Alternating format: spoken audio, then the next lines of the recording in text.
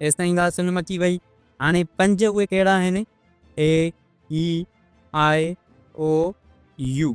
बक़ाया जेके हिननि 5 खां सवाइ बक़ाया जेके बि अंग्रेज़ी अल्फ़ाबेट जा अखर आहिनि, बी सी डी एफ वग़ैरह, इहे सभई असां चवंदासीं गैर सूदी कॉन्सोनेंट।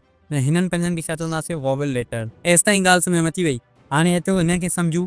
ये जेके 5 अखर आहिनि इहे तमामु घणा इम्पोर्टेंट आहिनि, ठीकु आहे, ज़रूरी आहिनि इंग्लिश अल्फ़ाबेट, इंग्लिश लैंग्वेज जे लाइ। हिननि खां सवाइ इंग्लिश लैंग्वेज में को बि वर्ड न ई ठहंदो। हाणे तव्हांजे माइंड में 1-2 लफ़्ज़ आया हूंदा, जीअं माए, बाय, ठीकु आहे। हाणे अचो त हिन खे बि सम्झूं, हिननि में छो इहे अखर न आहिनि। हिननि में जेका हीअ वाए आहे न, इन वाए खे असां as a vowel letter consider कंदासीं। छो त वाए सेमी वॉवेल लेटर आहे, मतिलबु ही कॉन्सोनेंट बि आहे, वॉवेल बि आहे। जंहिं जॻह ते तव्हांखे ही वॉवेल लेटर्स न मिलंदा, उन जॻह ते ही वाए वॉवेल लेटर जो रोल प्ले कंदो। एस ताईं ॻाल्हि सम्झ में अची वई।